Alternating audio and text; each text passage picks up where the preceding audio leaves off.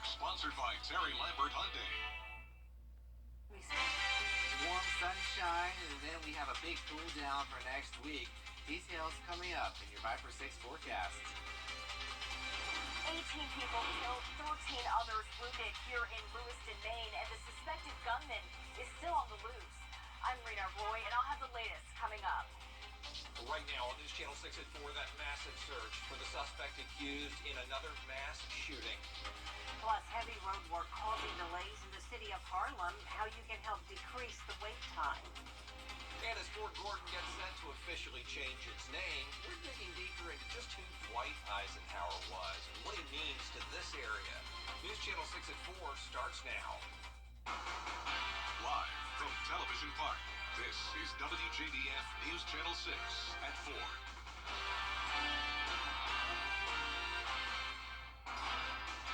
Good evening, everybody. I'm Brad Means. And I'm Jenny Montgomery. Thank you so much for joining us. And police are currently searching for a Robert R. Card, 4/4 of 1983 of Bowdoin. Card is considered armed and dangerous. He is a person of interest, however, and that's what we'll label him at moving forward until that changes. And that is where we begin right now, 20 hours or so after that tragedy unfolded in Maine. The investigation just beginning. That's right. At least 18 people are dead, 13 others injured, and a community in the state of Maine on lockdown. Rena Roy tells us more about the Army sergeant suspected in these shootings. Officials confirming at least 18 people have been killed and 13 others wounded after a heavily armed gunman opened fire at 2 locations in Lewiston, Maine.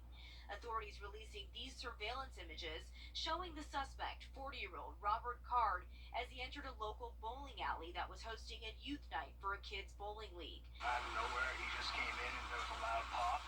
Thought it was a balloon. I had my back turned to the door. Police say Card then allegedly traveled about 4 miles to a bar and restaurant where police allege he shot several more victims. And since then, he's been on the run. Card's white Subaru, pictured here, was found at a boat launch in Lisbon. Officials say he owns a boat as well as a motorcycle. He should be considered armed and dangerous. We believe this is someone that should not be approached. Hundreds of federal, state, and local law enforcement agents joining forces to try and track him down.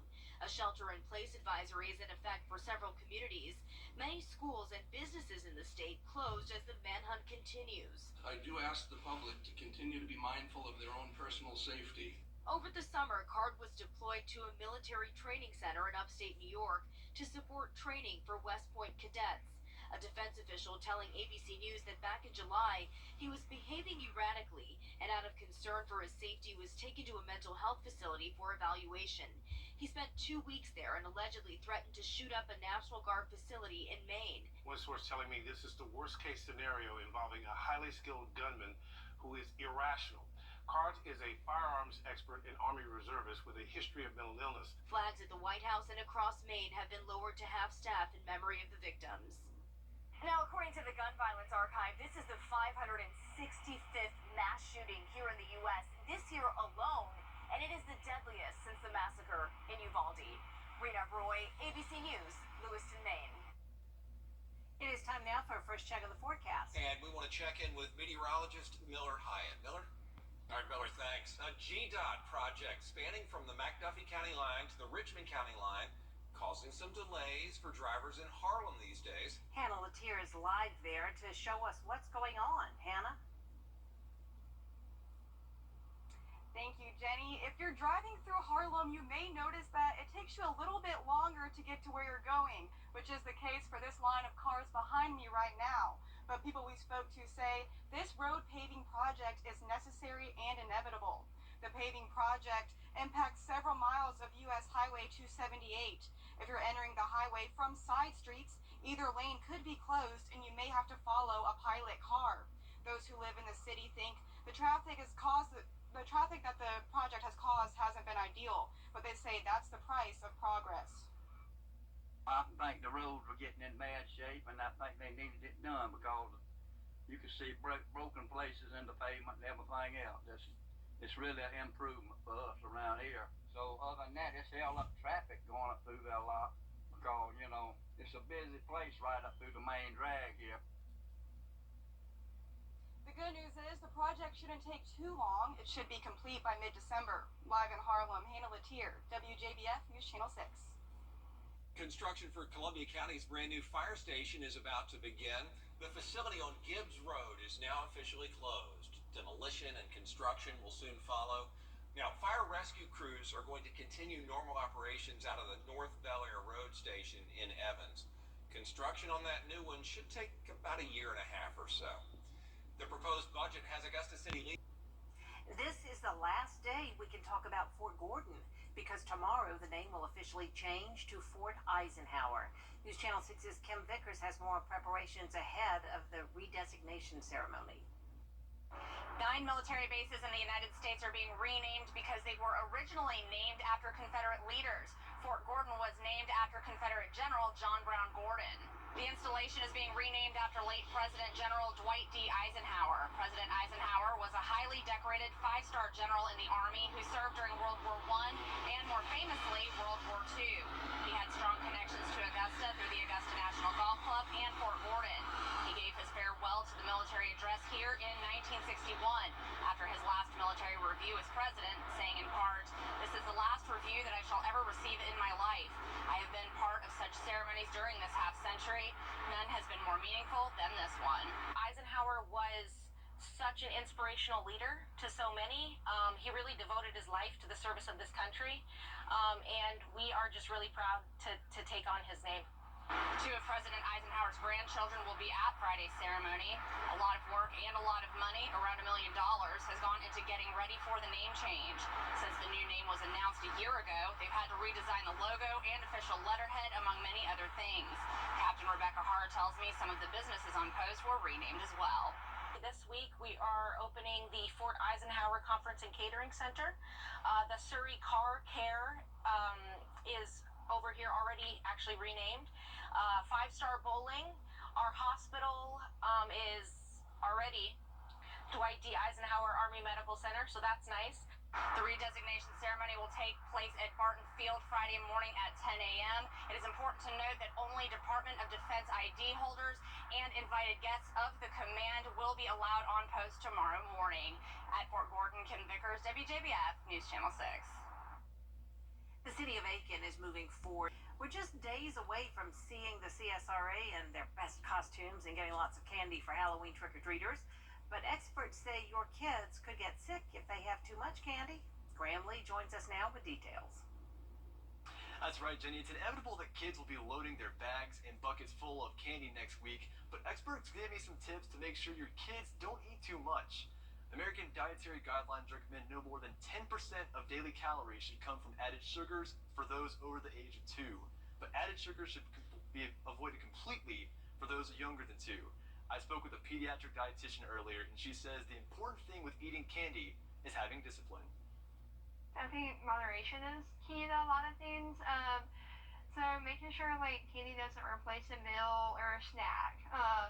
Can be like a treat after a meal or after a snack, but it shouldn't replace like a balanced, nutritious meal ever. So dietitians like her say you don't need to take candy completely out of the equation, but that balance can be key for having a fun, happy, and healthy Halloween next Tuesday. Jenny? All right, thanks so much, Graham.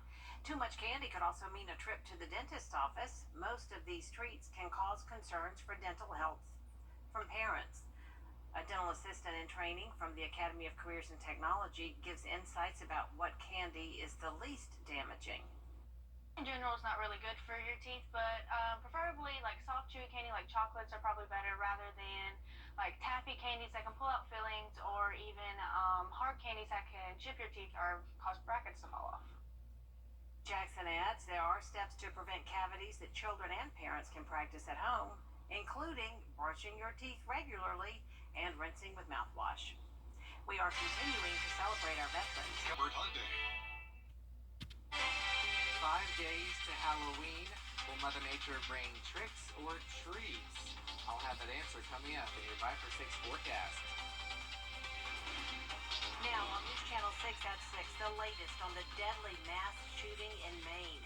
We'll have details on the search for the suspect. Also coming up tonight, balancing the budget in Augusta, why some commissioners want to slow down the spending. And Georgia Georgia's Secretary of State into CSRA. What brought him to Glasscock County? As your news at 6 starts now. Live from Television Park, this is WJBF News Channel 6 at 6. Hello, everybody. I'm Grant Means. And I'm Jenny Montgomery. Thank you for joining us. Coverage you can count on begins with the latest on the deadly mass shooting in Maine. Investigators are still searching for their prime suspect. Sheena Loshotu is in the town of Lewiston, Maine, and has more. It's quiet and somber here. The road you see blocked off behind me leads to the first of two deadly scenes here in Lewiston. We're in the second largest city in the state of Maine, and of course now it's the latest community to see a mass shooting. 18 people are confirmed dead, 13 are injured, all while the gunman remains at large on the run. This right here is who police are looking for. 40-year-old Robert Card. Authorities have now officially identified him as the suspected shooter. A warrant is out for his arrest, and police say Card has military training. In a matter of minutes, police say he fired a gun at a bowling alley, then again at another nearby restaurant. Now, many questions remain here, like what exactly is the suspect's motive? Police have also not said anything about the ages of the victims involved here. All while this manhunt continues, there's a shelter-in-place order for several of these surrounding communities. Again, quiet as several businesses remain closed as police continue their investigation. Reporting in Lewiston, Maine, I'm Sheena Loshuto. It is time now for a check of our weather today. Here's George Escala, WJBF, News Channel 6. A road project that goes from the McDuffie County line all the way to the Richmond County line is causing some delays for drivers, especially in Harlem. That's where News Channel 6's Hannah Latier is live tonight to show us what is happening in that beautiful town. Hannah? Thank you, Brad. If you're driving through Harlem, you may notice it takes you a little bit longer to get to where you're going. Now, you can't really tell right now since road pavers have moved down the road there, but people we spoke to think this road paving project is necessary and inevitable. The project impacts several miles of U.S. Highway 278. If you're entering the highway from side streets, either lane could be closed and you may have to follow a pilot car. Those who live in the city think the traffic it's caused hasn't been ideal, but they say that's the price of progress. I think the roads were getting in bad shape, and I think they needed it done because you can see broken places in the pavement and everything else. It's really an improvement for us around here. So other than that, it's held up traffic going up through there a lot because, you know, it's a busy place right up through the main drag here. Now, the good news is the project shouldn't take too long. It's expected to be completed by mid-December. Live in Harlem, Hannah Latier, WJBF News Channel 6. out with the old, in with the new for one Columbia County fire station. Fire Station 2 on Gibbs Road in Evans is being demolished. Once that's complete, construction will start on the new and improved firehouse. The construction is expected to take about 15 months. The city of Aiken is moving forward right now to counties before Election Day. Here we are, just days away from seeing everybody out in their best costumes, all the little ones getting lots of candy for Halloween. But experts warn your kids could get sick if they have too much candy. Graham Lee, here now with details. Brad, it's inevitable that kids will be loading bags and buckets full of candy for next week, but experts gave me some tips to make sure your kids don't eat too much.